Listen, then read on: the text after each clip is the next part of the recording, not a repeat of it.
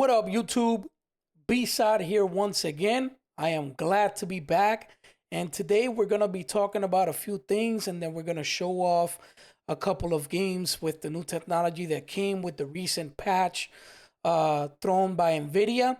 I know that I think it was like a month ago, that Nvidia released the developer drivers 59, I believe it was 590. And the way you would get the developer drivers would be to go through this page right here, which was developer.nvidia.com. You would sign up as a developer, and they would actually give you the latest development patch, which included something called smooth motion, which pretty much translates to frame generation, but at a driver level, similar to AMD's FSR frame generation. Now, if we go over the patch notes right here, or the update notes, it says that it supports global DLSS override and NVIDIA smooth motion support for GeForce RTX 40 series GPUs, which technically smooth motion was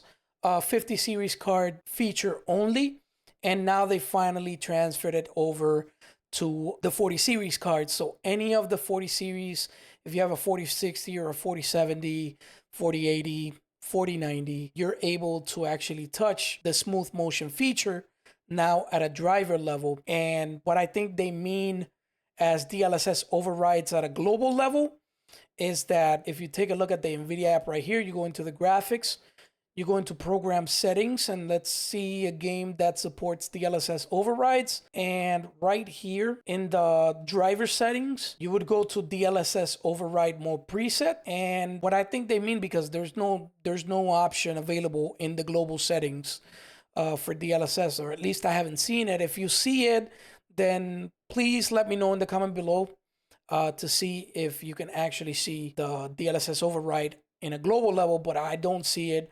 So I'm going to show you the way it's done globally, which is by choosing this preset right here and then put the latest, and that will apply to every other, since every other game that I have has already the DLSS override, and Diablo 4 didn't. It took only Diablo 4. But when I did it last time, when I updated the drivers, I clicked on one of the games, and then when I put it, it applied, but it waited a while because it was setting up the DLSS override on all the games that I had in my list. Now, as you can see, it fixed a couple of gaming bugs like crash when in photo mode for Cyberpunk, negative performance impact when using the older driver for Marvel Rivals, Forza Motorsport, crashing with smooth motion. But I think this is a 50 series only update, because I played Forza Horizon 5 recently, and it crashes every now and then. I don't know what's going on. Maybe it's the kinks of the drivers being worked on by the card, and it just boots me off the game. From time to time, I spend hours, maybe 2-3 hours playing, and it doesn't do that, but there are certain areas of the game that causes the game to crash. Gray Zone has had game stability issues, and Ark Survival had game stability issues, and they fixed general bugs like potential memory leak on NVENC encoders, power cycling monitors, resulting in flickering, and game filter issues after driver updates. I'm not gonna go in depth on these descriptions, but I am gonna say this: if you are having problems with your current drivers, or any of the drivers that NVIDIA has recently come up with, please roll back into the drivers. Or if you want to try the drivers again, potentially without crashing, I suggest to go back to the old ways of uninstalling drivers for NVIDIA, which would remove most of the bloatware that stays behind when you update a driver. That has never changed, by the way. You press clean install, but it'll explain to you what clean install does, and all it does is just resets all the settings back to default. It doesn't clean anything up. So if you do want to clean, I have a video. I believe I have a video. I'm not sure if I have a video, but if I don't have the video in the computer related stuff playlist, then I will release a video on how to properly remove your drivers prior to installing new Nvidia drivers. That's the way I've been doing it since I've heard a lot of users, especially the 50 series users, that have had problems with their drivers, and some of them have not been able to post. Some of them have issues with every game, graphical artifacts and stuff like that. What I would suggest doing is downloading Display Driver on Installer by Guru 3D. The way you do it is you basically go on Google and type in DDU. I will have an in-depth guide if I don't have one already. I just don't remember because it's been such a while since I've made videos on Nvidia drivers, features, and stuff like that. But you type in DDU and it comes up to this page. And what you got to do is download it. Once it downloads, you extract it. And then you have to boot the computer into safe mode. And that's okay if you haven't uninstalled the drivers. All you got to do is boot into safe mode, drop Display Driver on Installer, and just clean the drivers that way. That way, when you come back into the regular Windows, if you have, and this is another guide that I'm going to bring probably in the near future, if you have the Windows updates disabled, and if you have the automatic driver updates disabled, it potentially fixes a lot of the issues with like crashes, artifacts, and similar things.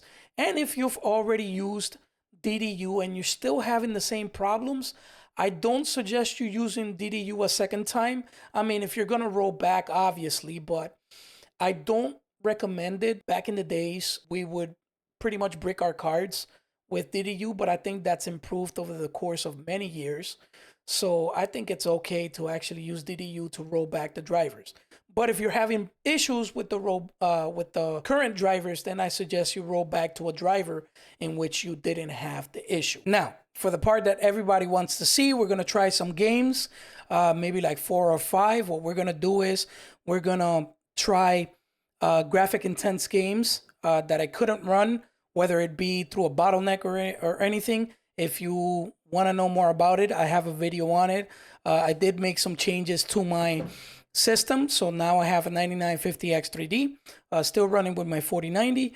And I changed to the AM5 platform. A little late, but it still works phenomenally. I took some days, most likely a week, to work out the kinks between the processor and the motherboard that I have, learning a couple of things as I go, because it's my first time using AM5.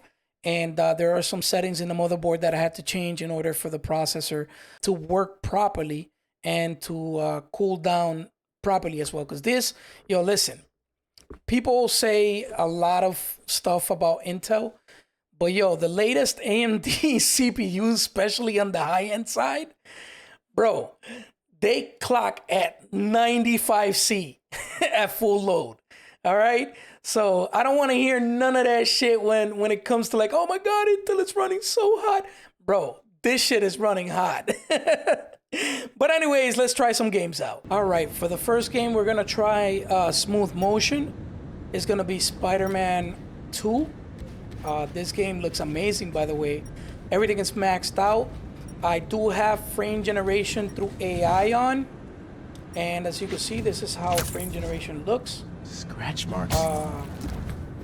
It's not that buggy. It's pretty amazing what it can do.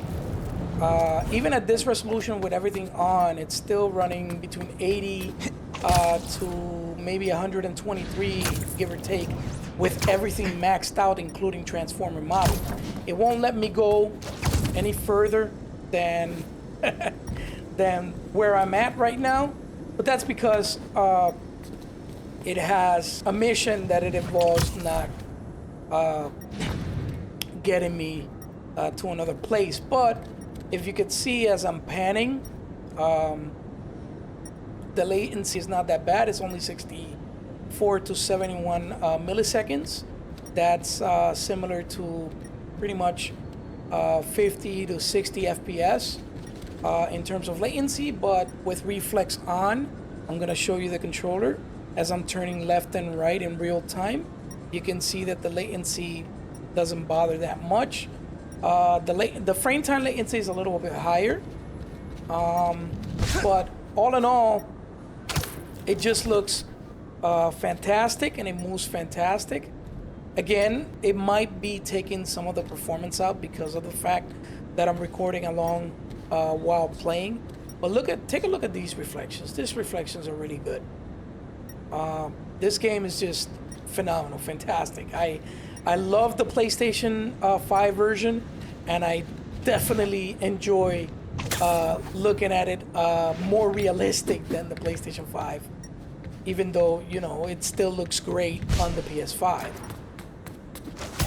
But as you can see, everything got updated to use Nvidia's transformer model and all the kinks for the next gen GPUs in terms of the PC version. Now, what I'm gonna do, this is not a DLSS video, so I'm not gonna change performance presets or anything like that. I'm just gonna show you how Nvidia smooth motion at a driver level works, which I think it works similar to regular frame generation. I'm not sure, I haven't used it since the developer one. The developer version of the game unfortunately didn't work as good, and it worked in some games and it didn't in some games. But now hopefully it'll work on this game as much as it will on the other games that I couldn't get it to run. So I'm gonna switch back from this frame generation to the smooth motion frame generation at the driver level so you guys can see the difference. So I have just enabled smooth motion on. As you can see, it still tanks the performance. I'm not sure if it's actually on. I did turn it on first through an application setting, through the program settings, and then I enabled it as a global setting because the application was not working. But it seems to not be working for Spider-Man 2, unfortunately. This is the same problem that I was experiencing with smooth motion on the beta drivers. Again, earlier we were talking about the developer drivers. The latency has seemed to improve a little bit, but other than that, I don't think the fluid motion or the smooth motion is not on.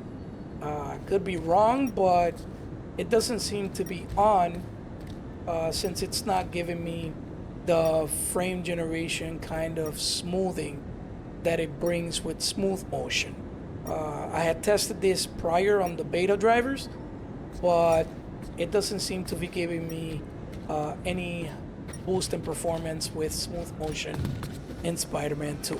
So unfortunately, I can confirm now. I don't know, leave me in the comments below if you have this same game and it works for you. But so far it's not working for me. So let's move on to the next game. And just to confirm that it's on, I am gonna show you guys the graphical settings. As you can see, once you switch it to on, it turns the low latency mode to ultra. But again, I'm not seeing any huge differences, so I'm guessing that it doesn't work on Spider-Man 2. The second game that I wanted to try with smooth motion on is Robocop Rogue City Unfinished Business. This is the newest Robocop game.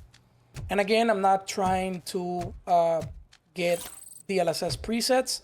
I'm just trying the smooth motion through the global settings just to make sure that everything works. As you saw previously, it did not work at a program level. So yeah, this game pretty much looks or feels exactly the same as you would while playing with frame generation times 2.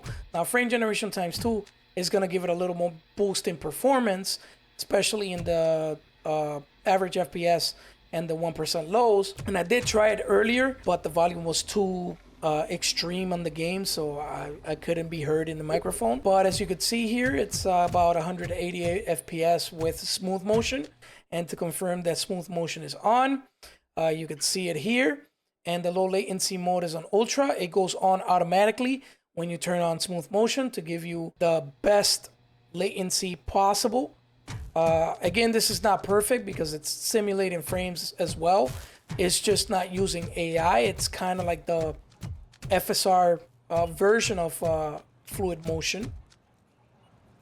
And as you can see here, it's working pretty good. It's at 30 milliseconds of frame time, which is about, I would say, about 80 FPS in real time. So it's giving you double the performance while still remaining at the same latency as 80 FPS, which is pretty phenomenal for a single player game. I wouldn't recommend it for a competitive game, but I do play competitive games with frame generation, and I have no problems with it. It's more of a user skill issue than anything. But if you're using something in the 50 series like flame generation, I always stuck with that meme, flame generation, with the RTX 50 series cards. But with frame generation times 4, you're gonna feel a lot more latency than you would with regular standard enhanced frame generation or whatever. But this is how the game looks, and now we're gonna try it so you can see the differences between smooth motion at a driver level and frame generation times 2. Again, this is the same area. I had to re-record this because again the audio was loud, but this is frame generation at an AI level, and this is frame generation times 2. As you can see, they work similar, except if you look at the top right corner where it says latency, you have the frame time latency and the input latency, and the input latency is currently at 26.4 25.4 milliseconds, and as you can see, it's a lot less laggier than the driver level smooth motion or frame generation, however you want to call it. And like I said, you know, in the previous recording, that it will improve performance just a tiny bit more, and the latency is going to be a lot better with AI generated frames. But as you could see, they look highly similar. If you pan, you don't see a lot of artifacts, kind of like smooth motion. Everything works out smooth, especially in this area right here. Again, it doesn't affect performance whatsoever, and the latency is similar to, again, like a 90 to 100 FPS on a standard non-AI frame generated performance. So as you can see, this is frame generation. It looks really good. This game looks really good, and everything is like set to max. So we have DLAA, and we got reflex on plus boost. Usually with frame generation, I like using just on. I don't know, it feels smoother on my end, but as you can see, everything is on epic. I'm using lumen. I'm not using motion blur, and I'm using high quality lumen reflections, which they're a little bit sharper than standard reflections. But again, this is a UE5 game, and it works phenomenal. I can use it without frame generation, and it still performs really well. But as you can see, the frame time and the latency did not change at all when I switched it to on from on plus boost. It does give you a little bit less latency, but other than that, I feel like it's smoother with just on instead of on plus boost. So let's move on to the next game. Now, another game that I wanted to try smooth motion was Death Stranding. I have been playing Death Stranding for quite a bit, and as you can see, it does not need smooth motion because it's obviously at high settings. It's actually at max settings, 1440p, and it plays phenomenally well. This is one of those games that is like very well optimized for PC, and as you can see, it's at 1440p. I am using, I believe, DLSS on quality because the anti-aliasing looks a lot better than temporal anti-aliasing, TAA. I believe it's using TAA because it looks a little blurrier. But with DLSS on quality, it looks really good. I can even take off the graphical settings from DLSS off so that you could see the difference. And man, it still plays at like almost 200 FPS. I think I have anti-aliasing removed. That's why it's playing at that, but I want to enable TAA real quick. I believe I have anti-aliasing off. So if I use TAA, right? Oh, wow, it did not tank that much. It's still running at 192 FPS. The max FPS that this will go with standard from the game is going to be 240 FPS. So as you can see, I'm not using any type of smooth motion, I believe. I think I am. I'm not sure. Let me make sure that I'm not using it. Oh, smooth motion is off. So this game already on its own plays phenomenally. Like, you can play this even on a 2060 and it'll still perform really well. It's a single player game again. I play mostly single player games. I don't like playing the nowadays competitive game. I was really competitive when I was younger, but you know, as you can see, it looks fantastic. But now we're gonna try it with a smooth motion on. Okay, so this is now with smooth motion on, and as you can see in the top left corner, it's 292 FPS.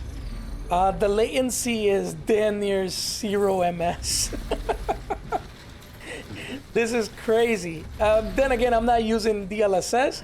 I want to try it with DLSS. Let's try it with DLSS on quality, because I honestly don't like TAA. I prefer DLSS, even though it gives me 66% of the resolution. I still love DLSS over TAA. It's a lot better. I'm gonna confirm it, and with DLSS on quality, it's 320 FPS with a 1% low of like 191. Again, the latency is very well. I'm gonna grip for balance. This game looks amazing, by the way. I highly encourage people to play it if you haven't played it.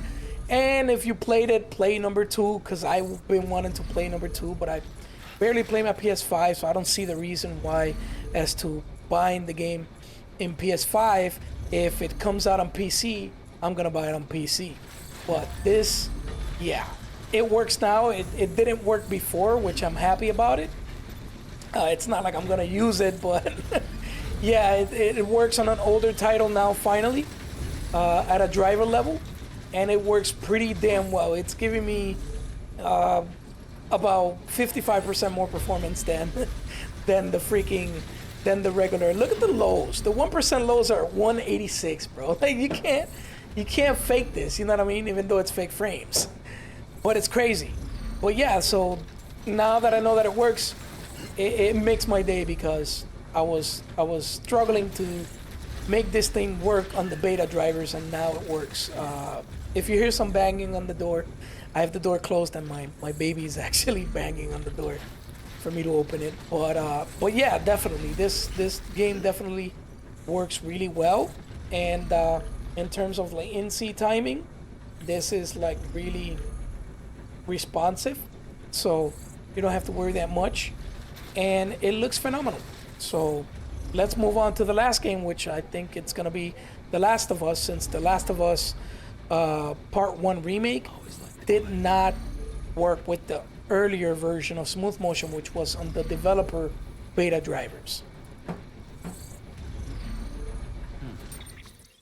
And finally, the last game that I wanted to try with smooth motion, that it seemed to not have work on the developer drivers, is The Last of Us Part 1 Remake.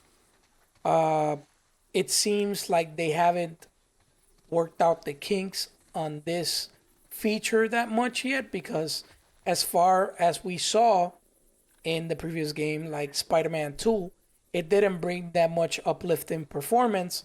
And I can see that although it's having a couple of artifacts to make it seem like it has frame generation, it does not have frame generation. I mean, I don't see any improvement from the standard uh, graphical settings, because again, this game does not have frame generation from an Nvidia perspective. It has it from an AMD FSR perspective, but I'm not seeing any improvements in this game. And as you can see, I'm going to show you guys that that in fact the feature is actually on. Let's go to graphics, let's go to global settings, and smooth motion is on, but still I don't see an improvement in performance. Maybe a tiny bit, maybe about like 5 or 6%, but it's nothing short of like as if you were running standard non DLSS. Again, this game doesn't have any DLSS.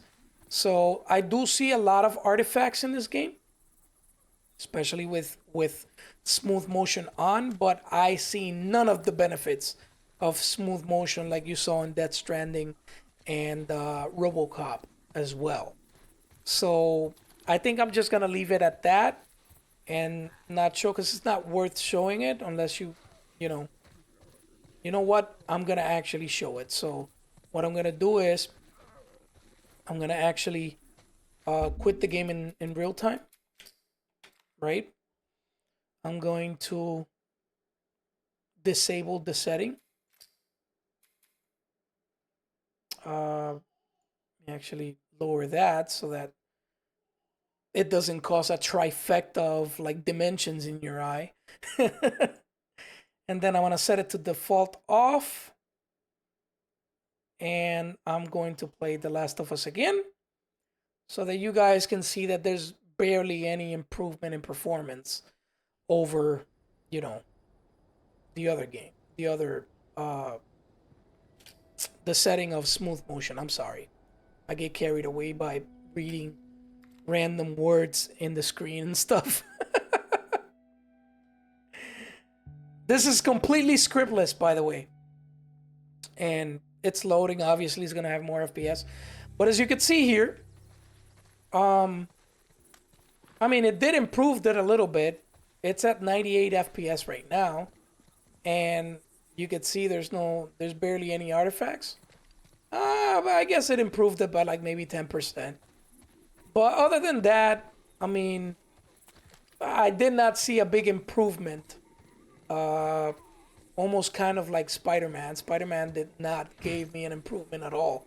I don't know if it has to do with how the game is set up already or programmed, but it does not give me any improvement. I mean, it gave a little bit of improvement, but other than that, this game runs pretty smooth at max settings, especially with a 4090. I can run this game high ultra settings with a 2070 Super. I actually tested this on my stepdaughter's rig, and it does play really well at 1080p with, I believe, DLSS on quality, and it runs at 60 FPS solid. But there you go. This is how you see it with and without smooth motion. So, conclusion, some games are still working to get the smooth motion, as you could see in these 4 games that I shared with you guys. And I think there's room for improvement. Some games you will not see big performance leaps, obviously, whether it because the game is set up that way or it doesn't take advantage of the feature yet. So I think that's it for today, guys. If you guys haven't followed, make sure you subscribe and make sure you like this video. If you like more content like this, I will be bringing content like this in the future. Also, stay on the lookout. There's a lot of people requesting me to do Diablo 1 walkthrough. I may be doing that later on within the next month. To set up a little walkthrough to show people how to play Diablo 1, because out of all the Diablo series, Diablo 1 is the hardest one, along with a little bit of Diablo 2 and Nightmare and Hell levels. But I am going to be bringing you guys walkthroughs on the Warrior, I believe the Mage, and the Rogue as well. as per request. Anyways, that's it for today, guys. Hope you enjoyed this video, and thanks for watching. Peace out.